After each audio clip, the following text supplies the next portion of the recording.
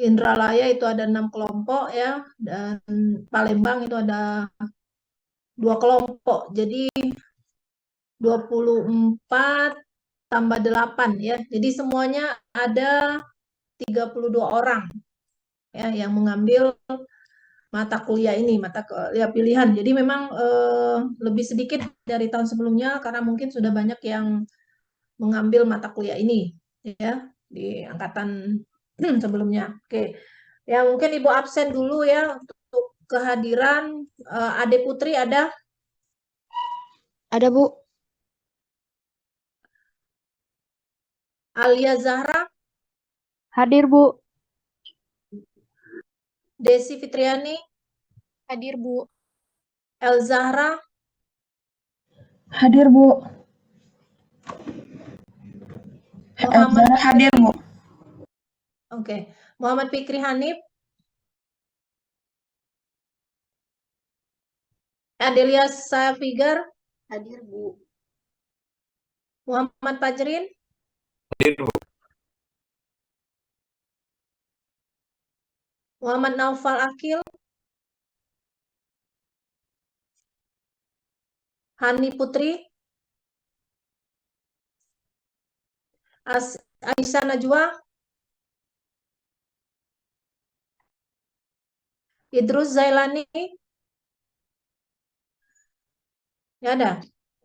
Yaumil Haira, Hadir, Bu. Idrus hadir. Lisa ada. Lisha hadir, Bu. Cynthia Puja, Hadir, Bu. Rehan, Hadir, Bu. Jefflin, Hadir. ada. Ki Agus, Hadir, Bu. Sultan, Hadir, Bu. Salma, Dinda, Hadir, Bu. cepat ya reaksinya. Ardian, Hadir, Bu. Silmi, Hadir, Bu.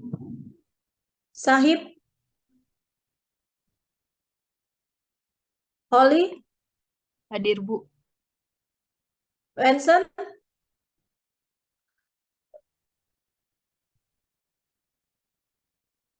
Fitria, Hadir, Bu. Nicholas, Hadir, Bu. Muhammad Rizal, Hadir, Bu. Yadianto, Hadir, Bu.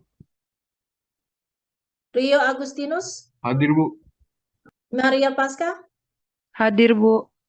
oke, Hilman, Hadir, Bu. oke, ini yang hadir ya, banyak yang nggak ada, langsung beberapa orang. Ada yang belum dipanggil? Hani Putri Zulia hadir, Bu. Tadi mic-nya Ra- bermasalah. Siapa lagi? Salma Farha juga hadir. Idrus hadir, Bu. Salma yang mana?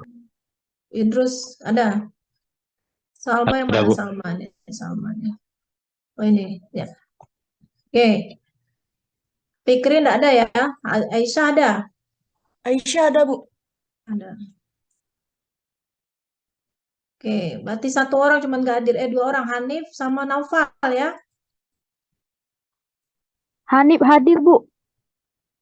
Hanif ada? Iya, cuman mic-nya bermasalah katanya, Bu. Oke, si Naufal nggak ada? Tadi dia sempat masuk, Bu, tapi nggak tahu kemana. Kayak keluar jaringan. Nah, oke. Jadi ini ya. eh jadi mungkin dengan Ibu ada nanti sekali atau kita lihat ya, jadi offline-nya. Nah ini sudah masuk minggu kelima ya, kelima. Nah, kira-kira Ibu tanya progresnya sudah sampai mana nih? Kok jelek ininya ya? Virtual background.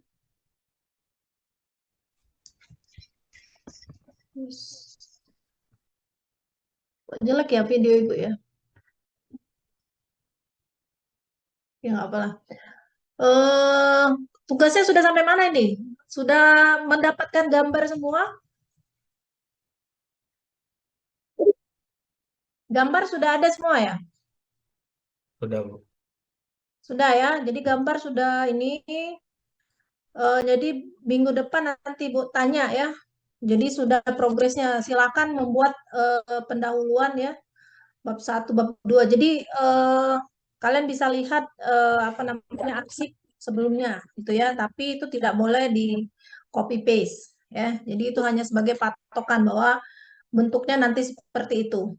Ya, dengan apa hitungan kalian juga harus beda, harus hitung sendiri ya. Itu karena sudah apa 4 orang. Jadi nanti akan ditanya ya bagaimana kalian menghitung eh, apa namanya tugas itu. Jadi tugas besar ini komponennya besar nilainya. Ya, jadi harus dikerjakan. Jadi Ibu dapat apa laporan kata Bu Ika semuanya sudah belajar ya tentang apa namanya schedule ya dengan MS Project, kemudian juga sudah pernah RAP ya. Nah, ini coba diimplementasikan dengan kasus rumah. Jadi sebenarnya eh, bangunan itu rumah atau apa namanya? Ya, bangunan rumah 2 lantai. Jadi minimal luasnya itu 100 meter persegi. Jadi total luas 100 meter persegi, luas lantai atas sama lantai bawah total ya. Itu minimal. Jadi lebih dari situ silakan. Jadi nanti akan bisa kita lihat berapa meter persegi apa namanya biaya yang kalian dapat masing-masing kelompok itu bisa kita bandingkan. Misalkan kelompok 1 dapatnya tipe 100, misalnya harganya 600 juta. Ya, artinya 600 juta dibagi 100. Jadi 6 juta. Jadi harga 1 meter persegi itu 6 juta. Nah, itu nanti bisa dilihat ya kelompok lain berapa. Ya, jadi estimasi itu sekitar 3,5 sampai 4 juta kalau rumah tipikal yang biasa. Ya, kalau tipikal misalnya ada kolam renang, ya, spesifikasinya lebih apa namanya lebih detail lagi, ya lebih mahal. Tentunya mungkin harga 1 meter perseginya bisa lebih mahal. Ya, nanti akan kelihatan itu dibandingkan kelompok ini misalnya ada yang sampai 10 juta misalkan. Wah, ya kita bisa lihat kira-kira mahalnya di mana nih untuk harga 1 meter persegi. Ya. Nah, itu jadi nanti bisa kita bandingkan di akhir ya, karena di akhir tugas itu nanti akan direkap kira-kira selesai rumah ini berapa lama nih ya, berapa bulan atau diharikan berapa. Nah, itu jadi bisa kita lihat misalnya tipe 100 bisa selesai dalam 3 bulan misalnya atau 4 bulan. Nah, itu kan bisa terlihat nanti di schedule-nya ya. Jadi itu nanti dibagi saja per kelompok ya, bisa dibagi yang ini mengerjakan apa, yang ini mengerjakan apa. Tetapi secara keseluruhan setiap kelompok walaupun sudah dibagi per apa orangnya, tapi secara ini harus mengetahui ya. Jadi semuanya harus bisa menghitung apa namanya RAB. Jadi ya nanti saya akan jelaskan, mungkin Bu Ika kemarin minggu lalu juga sudah menjelaskan ya kira-kira komponen RAB ya. Jadi untuk penjadwalan Ibu anggap kalian sudah belajar di manajemen proyek itu anggap skip ya, kita skip karena teorinya itu sudah paham ya. Tinggal aplikasinya inilah yang harus kalian apa namanya implementasikan ya. Kalau ada kesulitan dalam pengerjaan, ya boleh ditanyakan kepada dosen yang bersangkutan, ke Ibu, Bu Ika, atau Bu Citra, ya silakan itu. Jadi boleh konsultasi gitu. Oke, jadi ini nanti minggu depan Ibu akan tanya ya progresnya sampai mana misalkan, ya dengan ada buktinya ya. Nah itu jadi misalkan di sini ya, misalkan di sini progres kelompok ini ya. Ya, kelompok di sini misalkan ya pendahuluan sudah ya, gambar sudah detail misalkan. Ya, gambar detail sudah ada ya. Ya, pendahuluan sudah dibuat. Nah, ya. Ini jadi masing-masing akan ditanya ya. Ini. Jadi disiapkan saja progresnya sudah sampai mana. Ini. Ya, jadi Eh, jadi untuk tugas ya, kalau ada pertanyaan silakan ditanyakan ya. Ini contoh aja ya. Nah ini nanti minggu depan akan Ibu tanyakan. Ya, jadi mungkin minggu depan juga akan ada sharing ya dari mahasiswa bimbingan Ibu ya, kakak tingkat kalian yang sudah tamat beberapa tahun kemarin itu mungkin akan apa namanya sharing eh, apa namanya tentang pengerjaan RAB dan lain sebagainya ya. Ini juga nanti akan via Zoom sehingga nanti dia akan bisa berbagi bagaimana di dunia kerja ya, kenapa mengapa pentingnya kita mempelajari manajemen proyek gitu. Jadi nanti kalau di lapangan kan ya kalian mau kemana ya kalau sudah tamat ini kan semester berapa nih? Rata-rata semester berapa ini?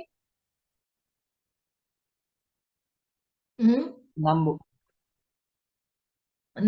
Nah, ada yang mungkin selesai semester 7 atau semester 8 ya. Jadi sudah harus mempersiapkan juga TA-nya ya. Nah, tesis skripsinya mau kemana? Ke manajemen atau siapa ya? Itu jadi manajemen ini sangat terpakai nanti kalau kalian di lapangan ya. Dari K3 ya, RAB dan lain sebagainya.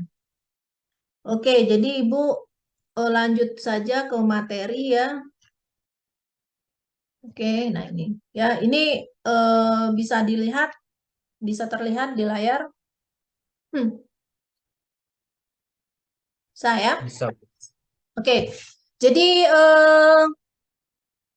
apa namanya mungkin sudah disinggung ya oleh sebagian oleh Bu Ika. Jadi kita tugasnya komponen apa P3 terbesar adalah menghitung RAB biaya ya. Karena penting sekali kita menghitung biaya. Jadi budget yang dibuat oleh kontraktor ya itu namanya apa? Ya, harga apa namanya yang diusulkan ketika kita melakukan tender ya. Sedangkan si owner juga punya harga perakiraan sendiri ya, estimasi sendiri. Misalkan harga si owner tuh 1 miliar. Nah, itu adalah patokannya ya. Nah, kemudian nanti berdasarkan gambar yang ada, si kontraktor juga akan membuat estimasi biaya. Kira-kira dari harga 1M itu dia mau mengusulkan harganya berapa ya.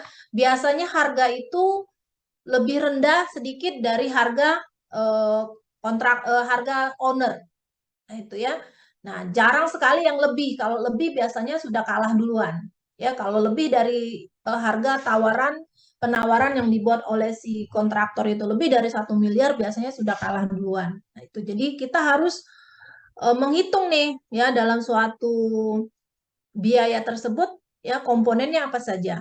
Nah, itu. Jadi kita sudah paham bahwa biaya itu kan ada RAB dari biaya material ya, material itu yang komponen besar, alat dan upah.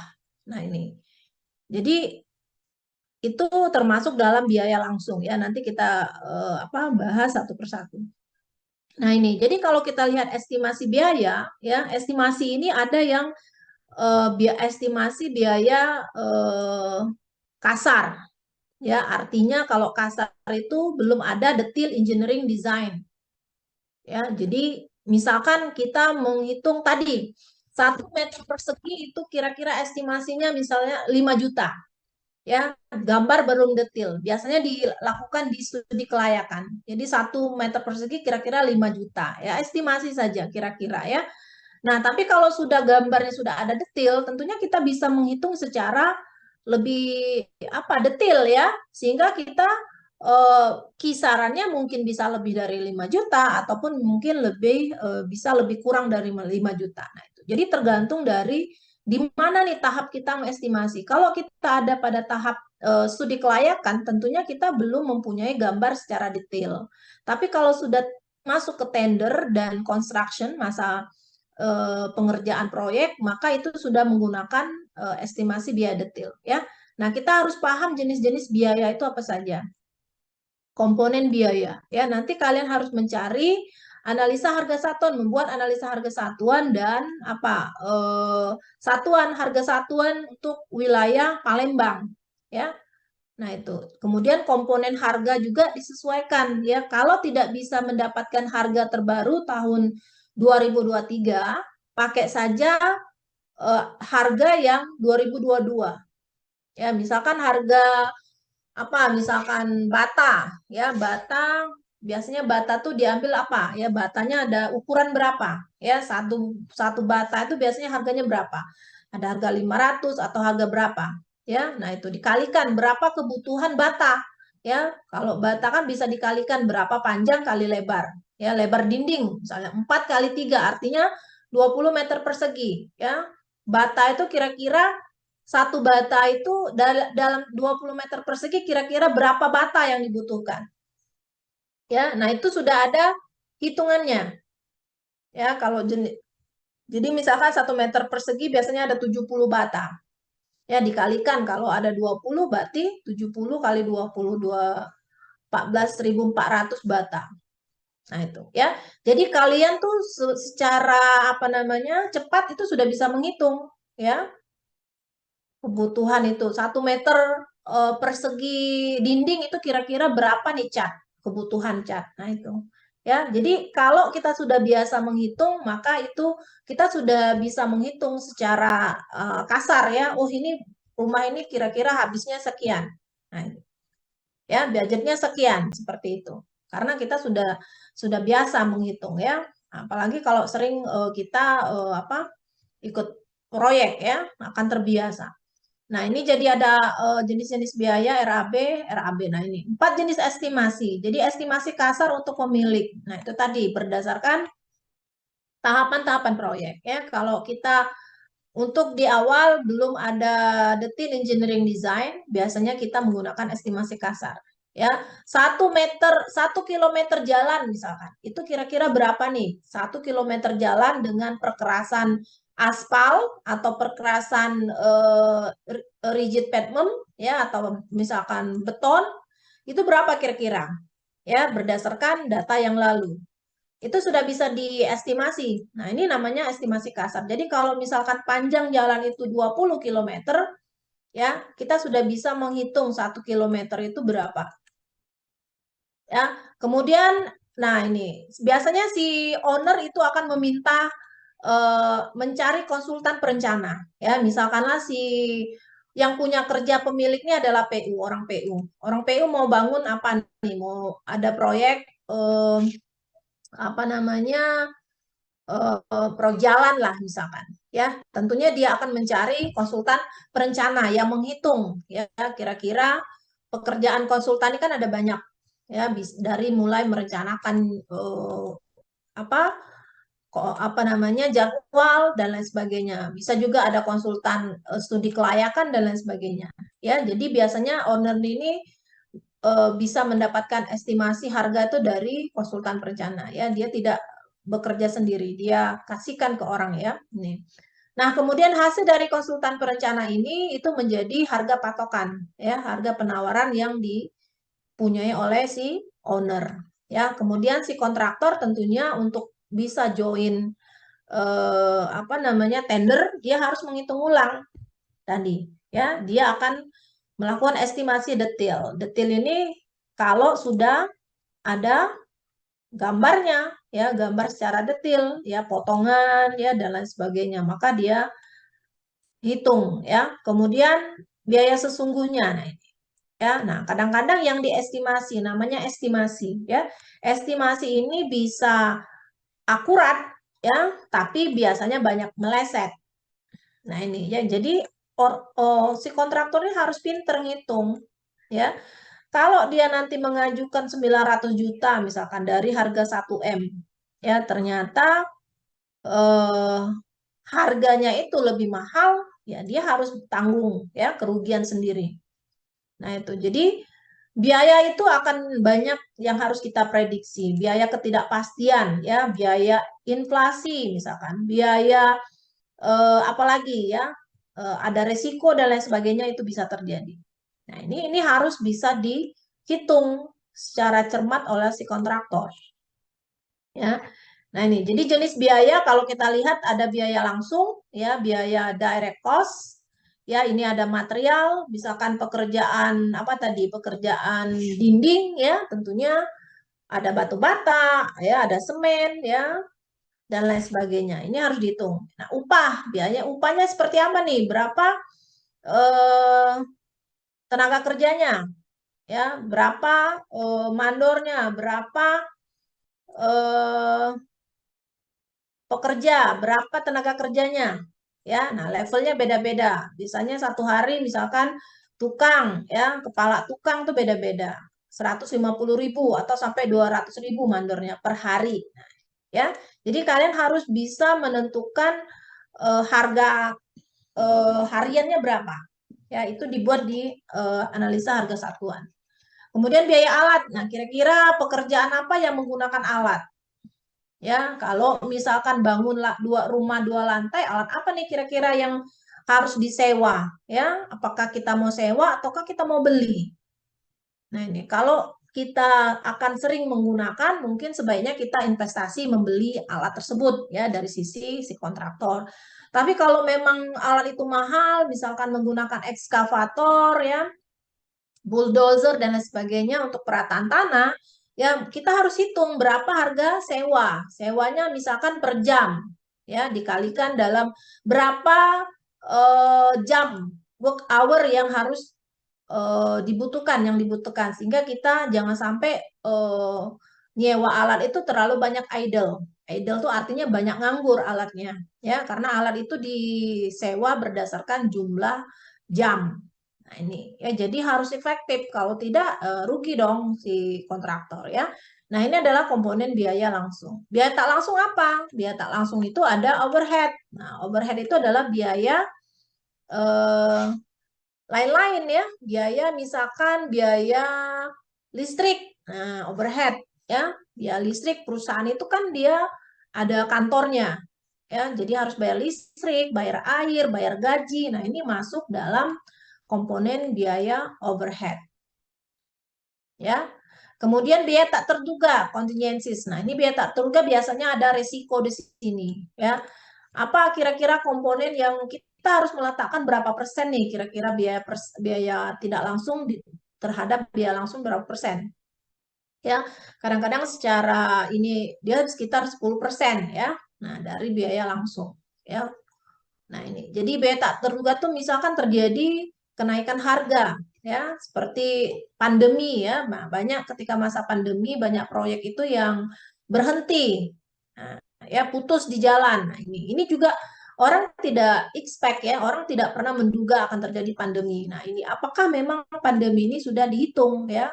Nah, ini. Jadi harus ada biaya tak terduga yang dialokasikan. Nah, bagaimana kita mengalokasikan ini? Nah, itu yang harus kalian pelajari, ya.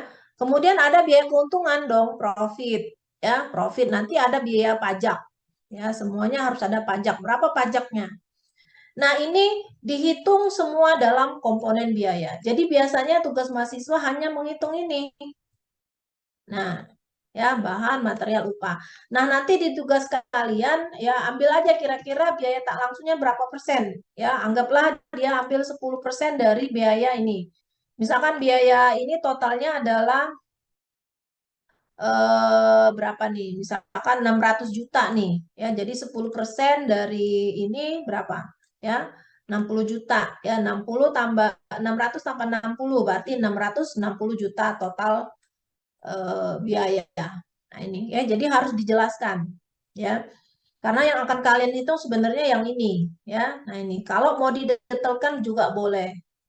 Ya, jadi bagaimana kalian bisa menjelaskan itu nanti dalam presentasi. Jadi nanti di akhir harus buat PPT-nya dan semua apa namanya tugas itu dijilid ya, itu hard copy-nya, kemudian juga dikumpulkan dalam soft copy. Semua file, gambar, data, dan hitungan-hitungan juga harus dimasukkan di soft copy-nya. Ya, sampai sini paham?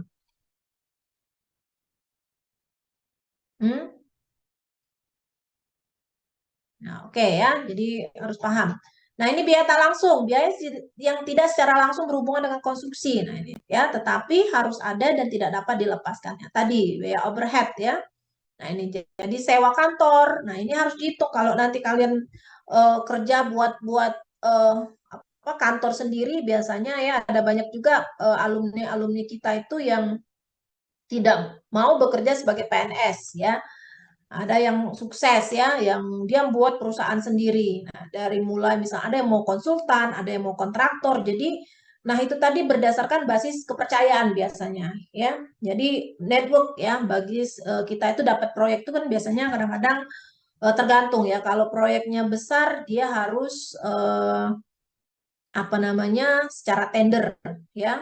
Nah, tender yang fair. Tapi kalau proyek misalnya berat ratusan juta itu untuk konsultan biasanya itu kadang-kadang kita berdasarkan apa namanya hubungan ya, hubungan baik. Nah, ini banyak. Jadi banyak ngerjain apa? Nah, ini kan kita harus hitung-hitung nih ada sewa kantor ya dalam setiap proyek itu kita harus hitung nih. Jangan sampai ini nggak ada alokasi dananya. Ya, dari mana kita bisa hidup ya perusahaan tersebut. Nah, ini ya izin usaha dan lain sebagainya, ya prakualifikasi, referensi karena ini ada cost-nya semua. Jadi mungkin bisa belajar dari orang yang sudah berpengalaman ya mendapatkan proyek seperti apa ya, kemudian apa namanya bagaimana orang tuh bisa survive ya. Nah, survive. Jadi jangan sampai kita buka perusahaan ya kolaps. Nah, kolaps tuh karena kita kadang-kadang harus modal sendiri dulu. Nah, ini ya banyak modal sendiri. Orang tuh kadang belum bayar. Pakai modal sendiri. Nah, bagaimana nih ya jaminannya seperti apa biar perusahaan kita tidak kolaps ya dan lain sebagainya. Itu nanti apa namanya ya tergantung dari orang ya. Nah, apakah orang itu memang sudah apa namanya berpengalaman belum dalam usaha. Kadang-kadang di awal-awal pasti rugi.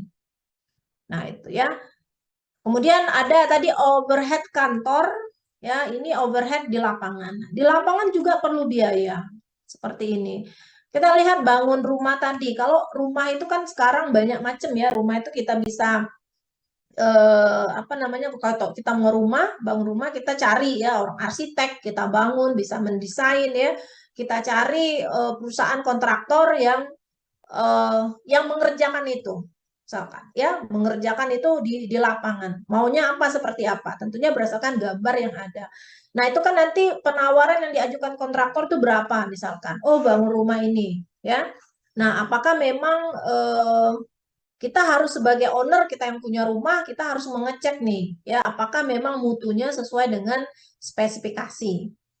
Nah, itu ya, jadi kalian buat rumah ini bisa nanti kalian sebagai owner harus paham, atau nanti kalian sebagai konsultannya, atau nanti kalianlah orang yang bekerja di lapangan sebagai kontraktor.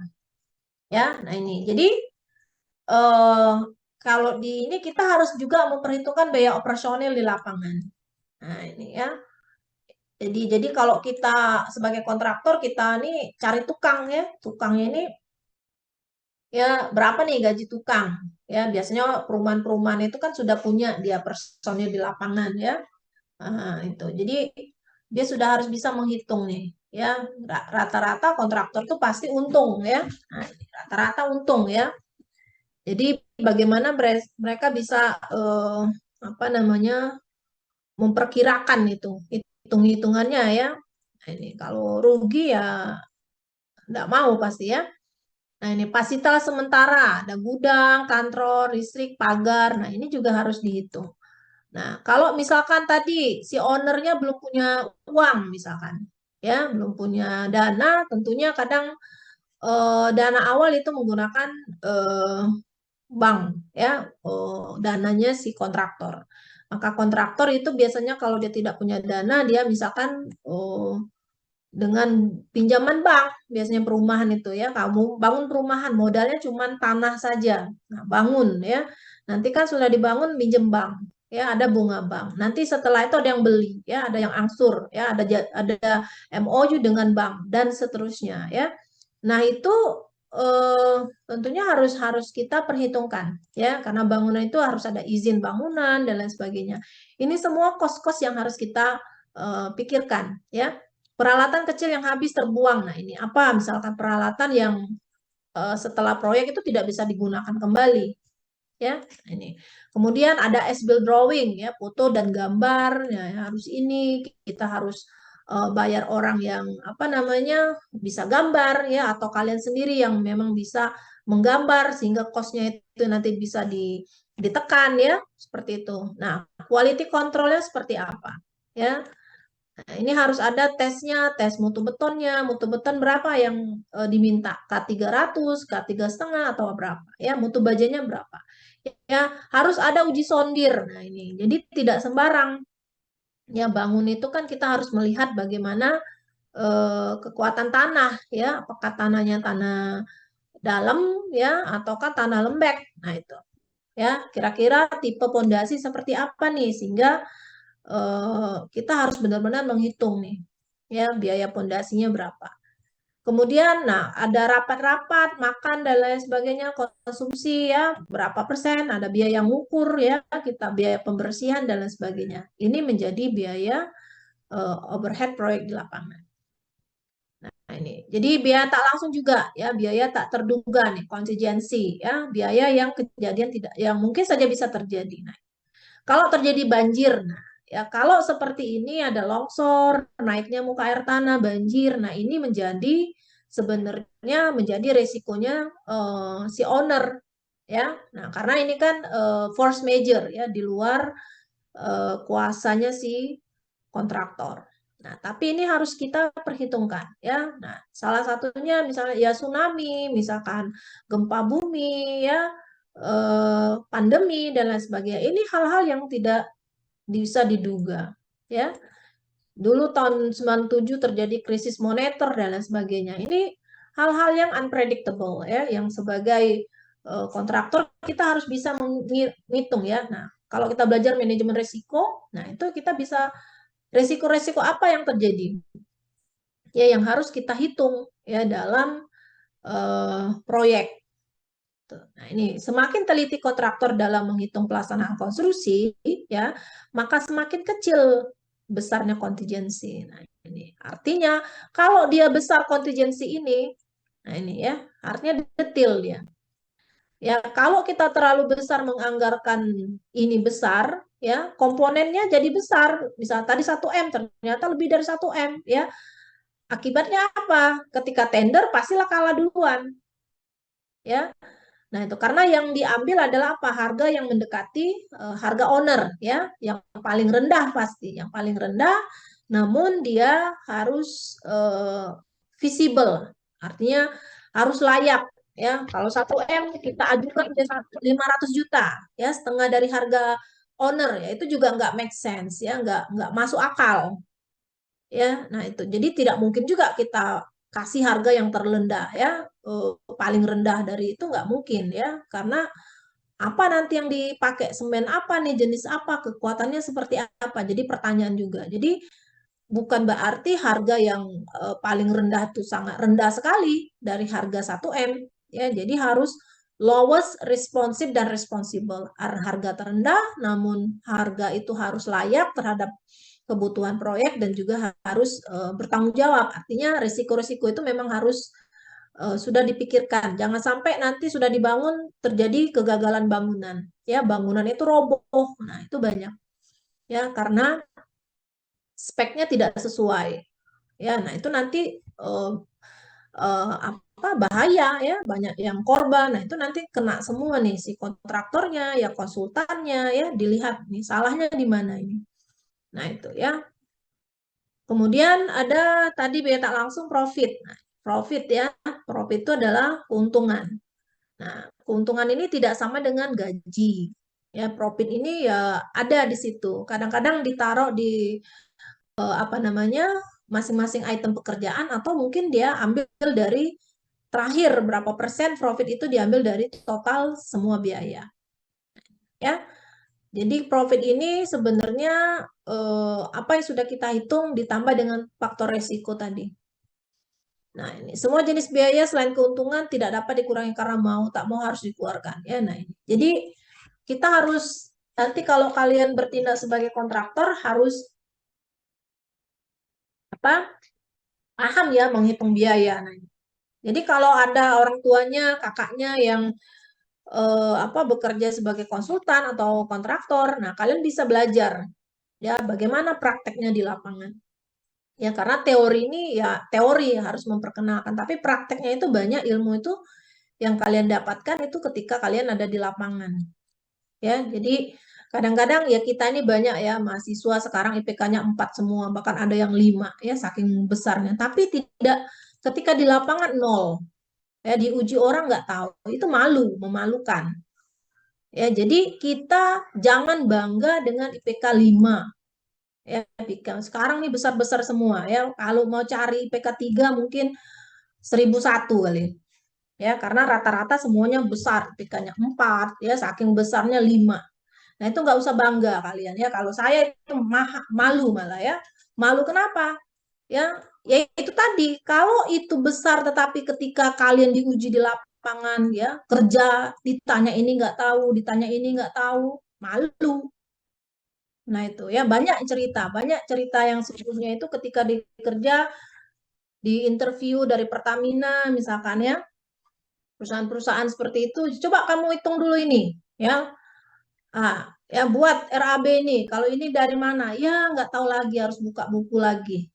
Ya, nah itu. Jadi malu, ya. Jadi hati-hati, jangan terlalu bangga dengan IPK besar.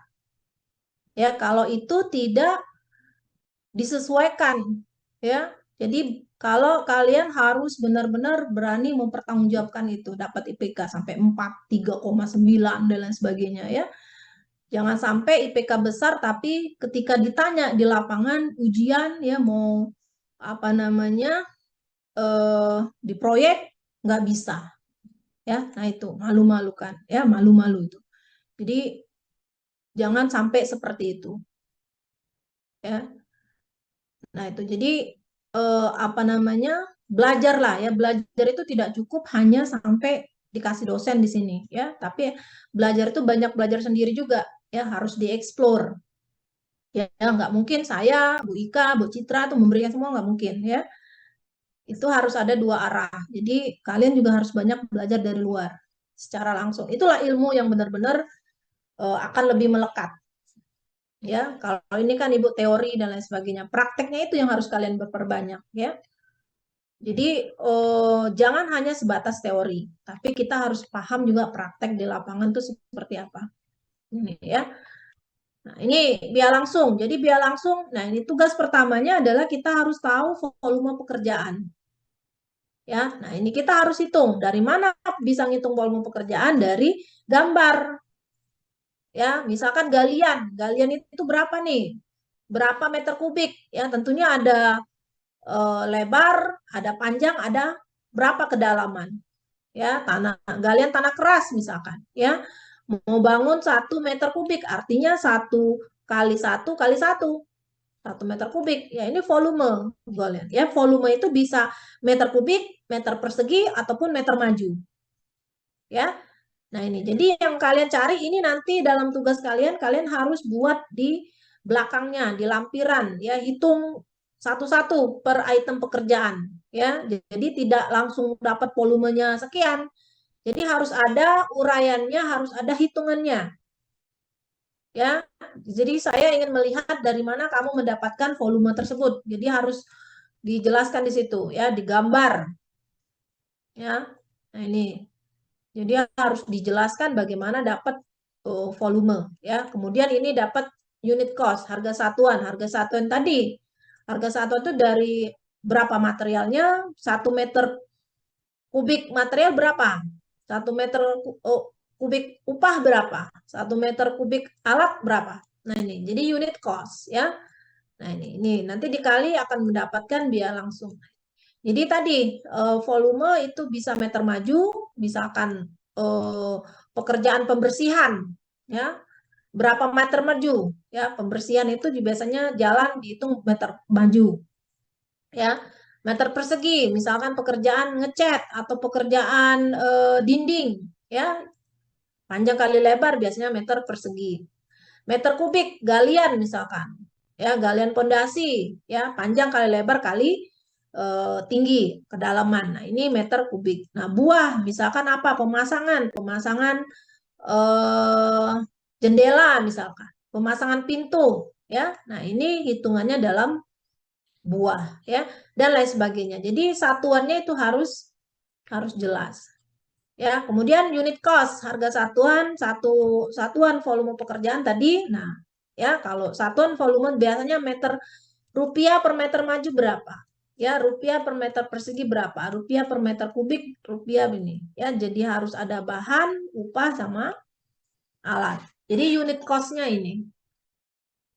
Jadi ini ya untuk menghitung dulu sekali itu masih menggunakan BOW ya. Sekarang nggak dipakai lagi analisa BOW. Jadi ini pakai koefisien. Nah, ini ya BOW itu dari zaman Belanda dulu ya.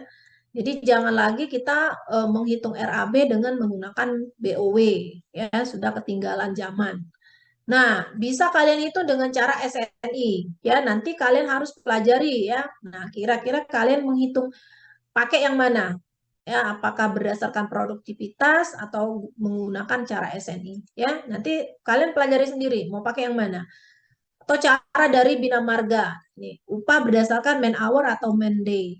Jadi upah itu dibayar misalkan upah orang itu berdasarkan orang hari misalkan. Jadi satu hari orang mandor itu biasanya 200.000 misalkan. Ya, jadi upah itu tukang berapa? 150.000 ya orang hari atau man hour. Jadi harus dirincikan dulu dia berdasarkan man day atau man. Ini kalau dengan menggunakan Bina Marga atau cara modern. Nah, ini nanti kalian harus lihat-lihat ya kira-kira metode yang akan kalian gunakan menghitung ini pakai apa nih. Ya. Ini. Jadi kalian tentukan sendiri. Nah, ini kemudian RAB penawaran diajukan kontraktor ya dalam tender. Ini tadi RAB secara lengkap detail ada gambarnya. Nah, sekarang ya kalau sudah kita dalam proyek sesungguhnya ya kita itu punya yang gambar insinyur yang terlibat itu harus punya sertifikat ya sekarang STRI ya, sertifikat tanda registrasi insinyur. Nah, itu kalau tanpa itu tidak boleh praktek ya, praktek di lapangan ya. Kalian dianggap ilegal. Hati-hati, itu bisa kena denda ya, penjara dan lain sebagainya. Makanya sekarang banyak orang yang mengambil program profesi insinyur ya. Program itu bisa yang untuk kalian yang nanti baru fresh graduate tamat ya. Itu pun katanya harus 2 tahun dulu ya bekerja baru bisa ikut program profesi insinyur. Nanti gelarnya insinyur ya di depan sama seperti kedokteran ya. Jadi dokter itu kan harus kalian lulus kan dapatnya SKED, sarjana kedokteran ya. Setelah PPT koas dan lain sebagainya baru dapat gelar dokter ya di pangkalnya. Nah, kalau kita gelarnya insinyur. Nah, itu jadi insinyur itu nanti ada yang profesinya itu ada yang ahli IPP ya, insinyur profesional perdana atau pratama kalau nggak salah ya. Nah, itu berkisar 1 sampai 5 tahun masa kerja. Jadi fresh graduate biasanya. Ya. Nah, ada lagi IPM ya. Nah, lihat nanti IPM tuh insinyur profesional madya. Ya. Nah, IPU insinyur profesional utama, lebih dari 10 tahun bahkan lebih dari 15 tahun bekerja profesional ya. Nah, itu ya. Yang dapat IPU rektor kita ya, Prof Anies ya, Ibu juga IPU dan lain sebagainya. Nah, itu kita mendapatkan itu ada tesnya. Ya, ada form-form atau dokumen-dokumen yang harus kita kumpulkan, kemudian nanti melalui suatu assessment ya dan lain sebagainya apakah kita memang layak untuk mendapatkan gelar tersebut. Ya, makanya kalau kalian lihat itu ada yang insinyur di depan. Jadi insinyur tuh yang dulu kan tidak beda ya, kalau insinyur itu given ya, artinya diberi. Nah, sekarang insinyur itu harus diambil dari apa namanya, program profesi insinyur ya. Nah, banyak ya, Unsri sudah berdiri, sudah banyak mahasiswanya yang apa, sebagai apa namanya, mahasiswa ya. Dosen-dosen kita juga banyak yang sudah ambil di apa, di Unsri ya. Nah, universitas lain juga banyak sekarang jadi kebutuhannya terhadap itu penting karena kita tidak bisa berpraktek ya. Nah, ibaratnya itu namanya SIP, surat izin praktek. Jadi harus ada itu baru kita bisa nanti apa namanya, ya, gambar dan lain sebagainya itu harus mencantumkan itu ya. Kalau nggak bisa itu ya, itu nggak diakui. Nah, jadi banyak kaitannya. Jadi tidak hanya berhenti sama kita ngitung ini, tapi ketika sudah praktek di lapangan kita harus mempunyai izin-izin praktek dan lain sebagainya ya. Nah, itu nanti. Jadi nanti kalau kalian sudah selesai tamat kerja 2 tahun ya, silakan untuk apply ya, ambil profesi. Banyak ya, ada di Penogoro dan lain sebagainya, banyak ya. Nah, itu. Jadi itu penting nanti. Kemudian nah, ini RAB ya, ada rekapitulasi. Nah, RAB nanti rekap ya, rekap pekerjaan majornya apa ya, pekerjaan pembersihan, pekerjaan struktur berapa, pekerjaan mechanical electrical ya, pekerjaan arsitektural dan lain sebagainya, itu direkap ya dalam suatu tabel. Kemudian rinciannya, bill of quantity, analisa harga satuan. Nah, ini harus semua dilampirkan dalam tugas kalian ya. Analisa harga satuan nih, bahannya berapa nih ya, pasir tipe apa, berapa harganya ya, itu tahun berapa. Makanya ambil yang tahun 2022 ya. Kalau sudah ada dapat 2023 silakan. Nah, ini upah juga harus nih, karena inilah daftar harga ini harus dilampirkan. Nah, ini apa yang harus disusun tadi, ada harga satuan bahan ya, kalian cari ya. Ini sampai dari sekarang sudah mulai mengerjakan ya, sampai di apa namanya, dikerjakan ya terus menerus ya. Jadi tidak dibatasi, oh minggu depan cuman sampai pendahuluan, tidak ya. Sejauh yang mana kalian bisa mengerjakan ya, lebih cepat lebih baik ya, tapi tentunya harus berproses dan memang harus kalian kerjakan. Tidak boleh apa nama, mencontek ya dari apa namanya, file-file dulu ya. Itu ya, mempelajari boleh tapi harus mengerjakan sendiri ya, karena nanti akan kelihatan ya, ketahuan ini. Kemudian sudah tahu harga bahan, harga upah, ini kita bisa membuat suatu analisa harga satuan pekerjaan ya, sehingga kita bisa mendapatkan rincian RAB dan rekapnya. Nah, ini ya, berisi rekapitulasi dari RAB yang telah dibuat ya, kita dapatkan biaya total dan harga yang ditawarkan. Nah, ya, pajak PPN-nya berapa nih? Semuanya pajak ya, pajak. Kita makan aja kena pajak ya, makan di mana kena pajak. Jadi semuanya kita hitung dengan pajak ya. Nah, ini kadang-kadang dicantumkan pula secara jelas persentase jasa keuntungan pemborong ya. Nah, ini kalian bisa belajar nih dari apa namanya, kontraktor atau ini, bagaimana cara mereka menghitung RAB, bagaimana mereka bisa menyisipkan keuntungannya di mana ya, kemudian kontingensinya di mana. Nah, itu bisa kalian pelajari ya, sehingga nanti kalian dapat ilmu yang lebih apa namanya, applied ya ketika di lapangan. Ini jangan hanya teori, tapi sudah harus bisa dilakukan ya. Nih. Nah, ini hanya contoh rekap, misalkan ini rekapitulasi di final, di akhir ya. Jadi ada pekerjaan persiapan berapa ya. Nah, nanti sampai ke kurva S itu juga harus dibuat. Ya, ingat harus buat kurva S, karena kurva S itu kita bisa melihat bobot penyerapan biaya terhadap waktu ya. Waktunya berapa, pekerjaannya berapa lama, kemudian pekerjaan ini nanti kumulatif ya. Fondasi berapa, kira-kira pekerjaan apa nih dari seluruh komponen yang menghasilkan biaya pekerjaan paling besar ya. Biasanya pekerjaan struktur lah yang selalu menghasilkan berapa nih, dari 180 lah ya, 180 juta nih, kira-kira berapa persen ini ya. Kira-kira sepertiganya ini habis di pekerjaan struktur. Ya, pekerjaan dinding, pekerjaan atap. Nah, ini plafon, jenis apa plafonnya? Gipsum, ya, ataukah PVC, ya, lantainya lantai keramik, apakah granit atau apa, ya, besarnya berapa, 60 atau berapa, itu sangat menentukan jumlah harga. Ya, WC-nya seperti apa nih maunya? Ya, ada yang drainnya, di mana pembuangan air, ya, air bersih, air kotor. Nah, ini harus kalian hitung juga. Kemudian pintu jendela, ya. Nah, ini. Jadi dibulatkan ini. Ini dia kalau dia mencantumkan PPN seperti ini. Nah, ini sama. Nah, ini contoh RAB ya. Masing-masing.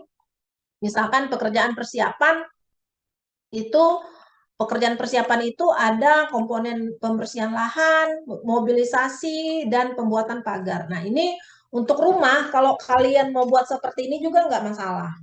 Ya, atau misalkan langsung masuk ke sini nggak masalah ya.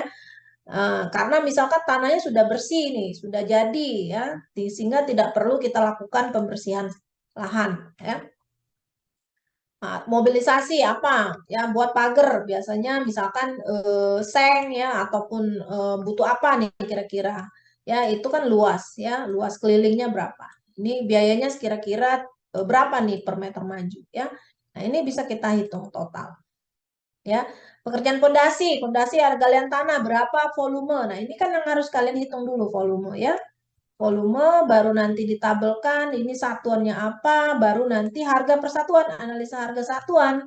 Ya, galian tanah ini mengandung apa? Ada komponen biaya, material, alat, maupun upah di sini.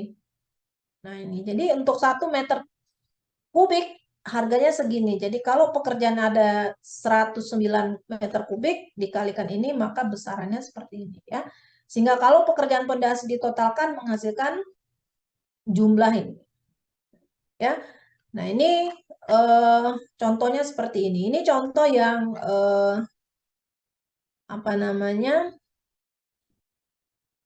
Ya, ini detailnya. Misal 1 meter pekerjaan dinding, ya, dinding batanya pakai setengah bata, spesinya 1,5 senti. Nah, ini batanya berapa nih ukuran batanya? Ya, sekarang ada bata yang besar itu ya. Nah, berapa itu? Ada yang bata yang masih kecil. Nah, jadi bata besar itu lebih cepat bisa kerjaannya ya. Nah, itu cari, harus dicantumkan nih batanya bata berapa nih ukurannya. Ya, kalau kalian lihat nanti sekarang perumahan-perumahan tuh sudah pakai yang batu agak besar itu. Ya, nah itu kira-kira 1 meter persegi itu berapa nih batanya, berapa buah. Ya, sudah bisa kalian hitung. Kemudian semennya apa nih? Semen batu raja, semen padang, berapa nih satu sak, berapa sak kebutuhannya. Ya, kemudian pasirnya jenis apa dan upah. Nah, ini nanti dibuat di analisa harga satuan ya. Nah, ini eh, apa namanya? Rincian ya. Nah, ini jadi untuk minggu depan ya saya akan tanya sampai di mana ya sudah progresnya masing-masing dan harus ditunjukkan dengan buktinya, gitu ya. Oke, sampai sini kira-kira ada pertanyaan?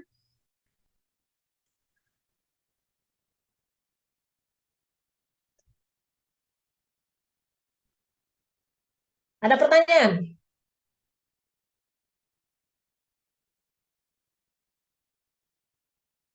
Berarti jelas semua ya?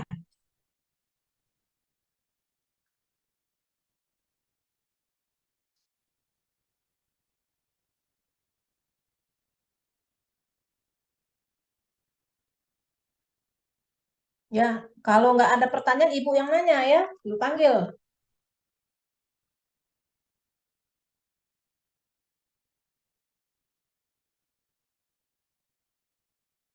Coba si Sahib Padilla, mana Sahib?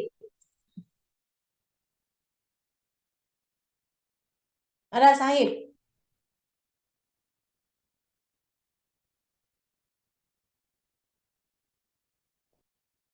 Mana Sahibnya ada?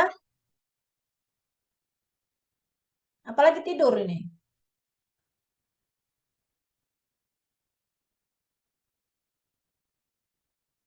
Oke, kalau nggak ada sautan, ibu anggap absen ya, nggak hadir.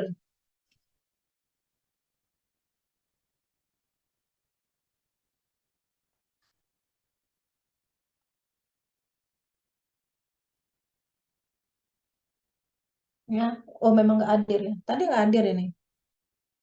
Ya, memang nggak ada orangnya ya. Oke, coba si Dinda Nabila. Coba Dinda, mukanya diliatin setengah badan. Ya, coba Dinda jelaskan komponen biaya tak. Biaya langsung tadi apa aja Dinda?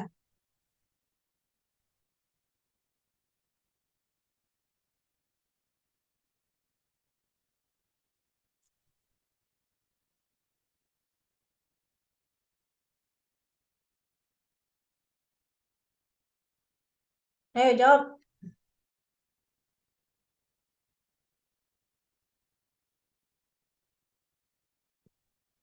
Mana? Nggak ada suara Dinda. Nggak bisa jawab. Berarti nggak nyimak ya dari tadi saya ngoceh 1 jam. Biaya upah gaji karyawan, biaya bahan baku, biaya peralatan, Bu. Coba Salma. Apa? Biaya langsung apa?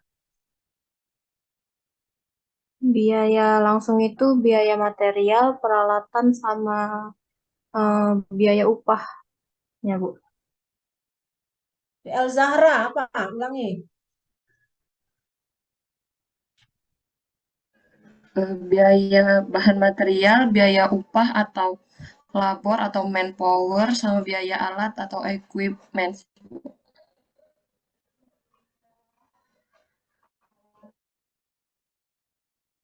Oke ya, jadi yang harus diingat biaya material. Ya, material, upah sama alat. Ya, itu aja. Itulah yang harus kalian hitung nanti. Ya. Coba si Maria Pasca. Bagaimana menghitung volume pekerjaan?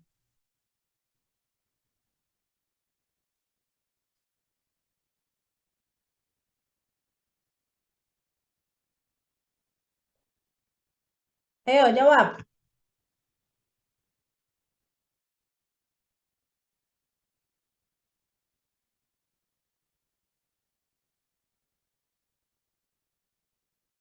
Coba Aisyah Najwa, ini nggak ada ini suaranya kalian ini ya. Kalau ditanya tuh jawab, kalau nggak akan saya kurangi nilainya.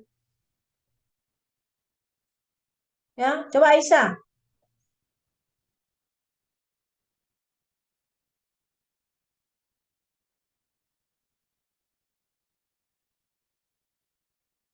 Apa nggak dengar ya suara saya ya? Rizal dengar nggak suara? Dengar Bu, dengar Bu. Kok pada nggak jawab?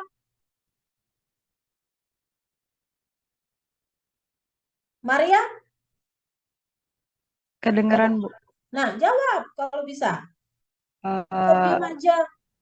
lihat gambar detailnya, Bu. Lihat satuan di gambar detailnya. Coba jelasin gimana?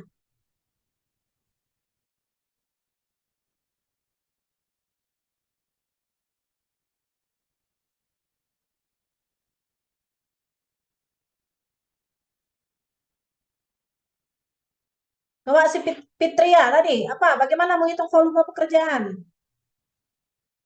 Melihat gambar detailnya, Bu. Gambar detailnya panjang kali lebar kali tingginya, Bu. Nanti dihitung dan ditotalkan. Oke, Cynthia, Puja. Volume pekerjaan itu dalam satuan apa saja? Bisa meter kubik, meter persegi, meter kubik. Apa? Bisa meter kubik, meter persegi, atau meter maju, Bu. Ya. Jadi ini nanti saya bagi di e-learning bahannya ya. Ini itu yang Bu Ika. Jadi tolong dipelajari lah ya. Mulai sekarang sudah harus belajar ya. Ya makanya saya tanya, ngerti nggak? Nggak ada yang jawab ya.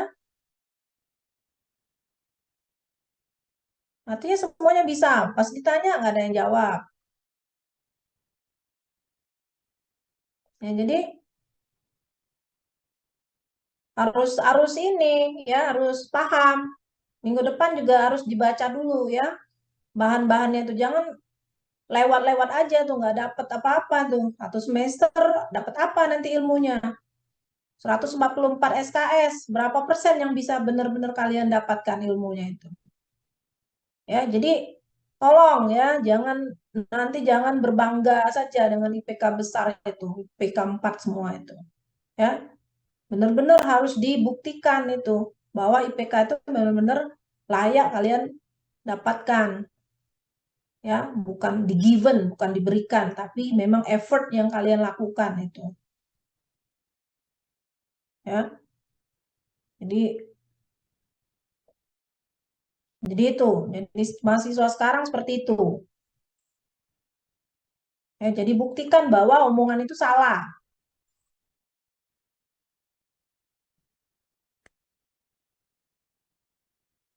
Ya, paham semua ya. Ibu memang agak keras karena memang apa namanya? Ya, jangan sampai kita ini mahasiswa ini mutunya nurun. Ya, IPK-nya besar semua tapi kemampuannya nggak sesuai dengan IPK. Nah, itu jangan sampai. Jadi buktikan bahwa IPK yang besar itu memang layak kalian dapatkan. Buktikan memang benar-benar bisa. Ya, nanti akan terlihat dari mana itu tracer study mahasiswa itu ya. Tracer itu penyerapan mahasiswa itu bekerjanya di mana, berapa persen angkatan kalian ini, angkatan misalnya 2000 berapa, 19 ya, atau angkatan 2000 berapa persen yang terserap di tahun pertama. Ya, berapa persen orang yang bekerja, kerjanya di mana, itu bisa kelihatan. Ya, itu nanti kan diminta kalian untuk mengisi tracer study. Jadi ya bukan ibu mengecilkan apa, tapi benar-benar lah ya belajar. Jadi belajar tuh jangan hanya sampai dosen ngasihin aja ya, sampai sini enggak. Banyak belajar itu banyak kita belajar sendiri harus ya. Kalau cuma ngandalin dosen ya berapa persen yang bisa kita dapatkan. Belajar itu bisa dari siapa saja, dari mana saja ya. Makin banyak kita bertanya ke orang, makin banyak ilmu yang bisa kita dapatkan ya. Jadi itu tadi ya, ilmu tuh sampai ke negeri Cina tuntut ya, sampai ke liang lahat masih orang nyari ilmu. Ya, ibu aja sudah tua kayak gini masih aja ngejar ilmu ya. Belajar tuh nggak berhenti-berhenti, tiap hari belajar. Ya, nggak pernah puas. Makin banyak yang kita belajar, makin banyak kita tidak tahu. Ya, makin banyak ibu keluar negeri, makin banyak ibu yang nggak tahu. Itu artinya membuka ya mata kita bahwa ya itu ya, makin banyak harus kita belajar. Sehingga kita tuh bisa melihat, oh ini seperti ini, kita bisa apa paham ya di lapangan seperti apa. Nah itu jadi cari referensi ya, cari ini kan bukunya banyak ya kalau di di Gramedia ya. Kalau ibu suka ngumpulin buku ya dulu ya, buku itu banyak ya. Cuma sekarang ini jarang buku itu dibuka karena lebih banyak online ya, di Google di mana-mana. Baca aja buku itu ya, baca rajin-rajin searching. Ya, jadi jangan hanya ngandalin nungguin dosen ngasih ini enggak ya. Nah, itu jadi tolong tugasnya itu didiskusikan minggu depan, saya tanya ya sampai mana apa saja yang sudah dilakukan sejauh itu, lebih cepat lebih bagus ya, karena kita awal Mei itu pasti sudah ujian ya. Sementara Lebaran itu April ya, 21 22. Nah, itu masa-masa banyak yang mudik dan lain sebagainya. Ya, jadi efektivitas kita itu karena bulan depan tuh sudah mulai puasa ya, tapi tetap jalan ya. Nah, itu jadi kemungkinan hari itu lebih efektifnya lebih sedikit seperti itu. Nah, itu jadi tolong mulai diintensifkan ya. Itu kalau bisa sebelum deadline, karena itu nanti kalau bisa sebelum Lebaran itu sudah selesai tugasnya. Ya, sehingga nanti bisa kita presentasikan itu. Ya. Sampai sini paham? Paham, Bu. Ya, kalau tidak ada pertanyaan lagi, cukup sekian ya. Nanti kita lanjut minggu depan ya, insya Allah hari apa namanya Senin lagi ya. Dan nanti minggu depan insya Allah akan ada sharing dari alumni kita ya. Dan nanti Ibu akan jelaskan juga beberapa hal ya. Dan ditanya tugasnya itu. Ya, oke? Ya, oke ya. Kalau ada ucapan yang kurang berkenan ya, mohon maaf ya. Kita ketemu lagi insya Allah minggu depan ya. Wabillahi taufiq wal hidayah. Assalamualaikum warahmatullahi wabarakatuh.